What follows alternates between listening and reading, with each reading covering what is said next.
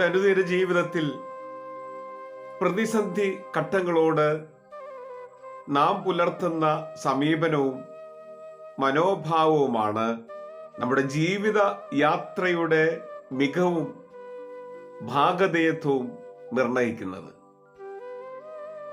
ഇന്ന് ഈ വിഷയത്തെക്കുറിച്ചാണ് പ്രഭാത വിചാരം ചിന്തിക്കുന്നത്. എല്ലാ പ്രിയപ്പെട്ടവർക്കും പ്രഭാത വിചാരത്തിന്റെ ഏറ്റവും മനോഹരമായ എപ്പിസോഡിലേക്ക് വിനയപൂർവം ഹൃദ്യമായ സ്വാഗതം. ആഴമാർന്ന സ്നേഹമാണു നിൻ തിരുഹൃദയം, ആ മാറിലേക്ക് ചാഞ്ഞിറങ്ങട്ടെ എൻ ജീവിതം. ആ തിരുഹൃദയത്തിൽ ഞാനെന്നും വസിച്ചിടട്ടെ.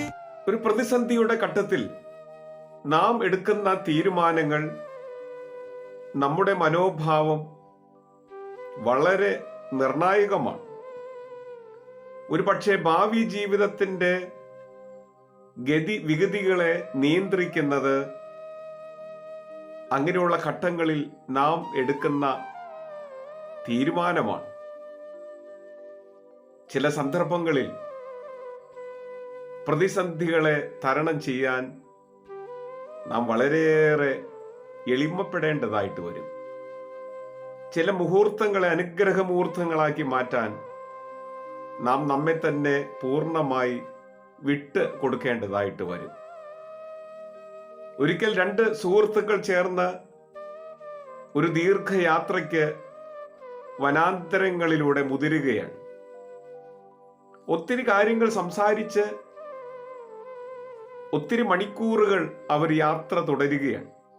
ജീവിതത്തിന്റെ യാഥാർത്ഥ്യങ്ങളെക്കുറിച്ചും അനുഭവ പശ്ചാത്തലങ്ങളെക്കുറിച്ചും പുതിയ പുതിയ പ്രതീക്ഷകളെക്കുറിച്ചും ജീവിതത്തിൽ നാം നേരിടേണ്ട വെല്ലുവിളികളെക്കുറിച്ചുമെല്ലാം അവർ തുറന്ന് സംസാരിച്ച് യാത്ര തുടരുമ്പോൾ ഒരു മലഞ്ചെരിവിലൂടെ കടന്നു പോകുന്ന സമയത്ത് ഒരു സുഹൃത്ത് കാൽ വഴുതി താഴ്വാരങ്ങളിലേക്ക് വീഴാനിടയായി. ഭാഗ്യവശാൽ മലഞ്ചെരിവിലൂടെ നിയന്ത്രണം നഷ്ടപ്പെട്ട് അവൻ താഴേക്ക് പതിക്കുന്നതിനിടയിൽ മാർഗമധ്യേ പകുതി വഴിയിൽ അവനൊരു മുളക്കമ്പിൽ പിടികിട്ടി. ആ മുളക്കമ്പ് വിടാതെ അവൻ മുറുകെ പിടിച്ചു. എന്നാൽ ആ മുളക്കമ്പാകട്ടെ അത് വളഞ്ഞ് പരമാവധി ചരിഞ്ഞ് ഒടിയാതെ അവനെ രക്ഷപ്പെടുത്തുകയാണ് ചെയ്തത്. താഴേക്ക് നിലം പതിച്ച് തകർന്നു പോകാതിരിക്കാൻ ആ മുളങ്കമ്പ് നന്നായി വളഞ്ഞ് അവന്റെ അടുക്കിലേക്ക് ചാഞ്ഞു നിന്നു. പിടിവിടാതെ ആ മുളങ്കമ്പിലൂടെ അവൻ രക്ഷ നേടുകയും ചെയ്തു. ഒരു വലിയ പ്രതിസന്ധിയുടെ ഘട്ടം അങ്ങനെ അവൻ അതിജീവിക്കുകയും ചെയ്തു. ആ ആപൽ ഘട്ടത്തിൽ നിന്ന് തന്റെ സുഹൃത്തിനെ രക്ഷപ്പെടുത്തിയതിനു ശേഷം മറ്റൊരു ദിവസം അവർ യാത്ര തുടരുമ്പോൾ ഈ സുഹൃത്ത് അവനോട് ചോദിച്ചു, നീ ആ മലഞ്ചെരുവിൽ നിന്ന് താഴേക്ക് പതിച്ചപ്പോൾ അന്ന് ഈ മുളന്തണ്ട് നിന്റെ കാതിൽ പറഞ്ഞ വലിയ സന്ദേശം നീ കേട്ടിരുന്നോ?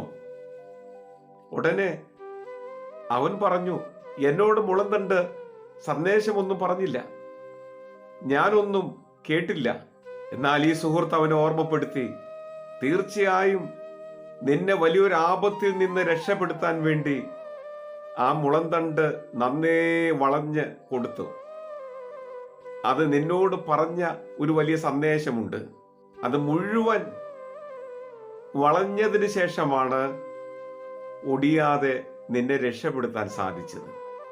അതിന്റെ അർത്ഥം ചില സന്ദർഭങ്ങളിൽ രക്ഷ നേടാനായി നീ ഒട്ടേറെ വളഞ്ഞ് കൊടുക്കേണ്ടതായിട്ട് വരും. ശിരസ് നമിക്കേണ്ടതായിട്ട് വരും. മുട്ട് മടക്കേണ്ടതായിട്ട് വരും. ഒരിക്കലും അത് നിന്റെ പരാജയമല്ല. എന്നാൽ അതിലൂടെ ആയിരിക്കും പലപ്പോഴും വിജയം ചവിട്ടിക്കയറുക. അതിനുള്ളൊരു സന്നദ്ധത നമുക്കെപ്പോഴും ഉണ്ടാകണം. വ്യക്തി ജീവിതത്തിൽ, ദാമ്പത്യ ജീവിതത്തിൽ, കുടുംബ ചുറ്റുപാടുകളിൽ, സാമൂഹിക ബന്ധങ്ങളിൽ, സൗഹൃദങ്ങളിൽ വളഞ്ഞു കൊടുക്കാനുള്ള ഒരു മനസ്ഥിതിയും മനോഭാവവും നമുക്ക് പുലർത്താൻ സാധിച്ചാൽ നമ്മുടെ ഭാവിയെ നിർണയിക്കുന്നതിൽ നാം വളരെ വലിയ പങ്ക് വഹിക്കുകയാണ് ചെയ്യുക. വേരോടെ നമ്മെ തകർത്ത് കളയുന്ന സന്ദർഭങ്ങളിൽ പരമാവധി വളഞ്ഞു കൊടുക്കുക. മെയ് വഴക്കമുള്ള കായികാഭ്യാസിയാണ് മത്സര ഇനങ്ങളിൽ വിജയം കൈവരിക്കുന്നത്.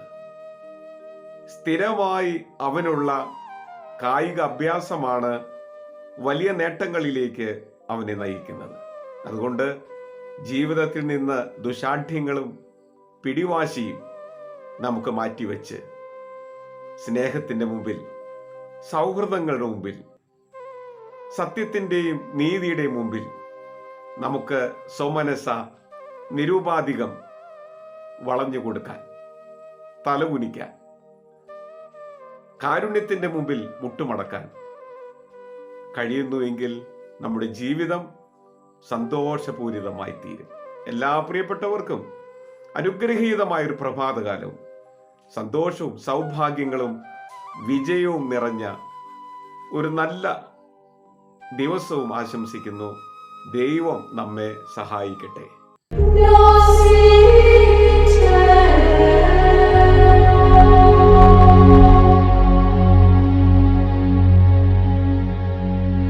Lieb nur bis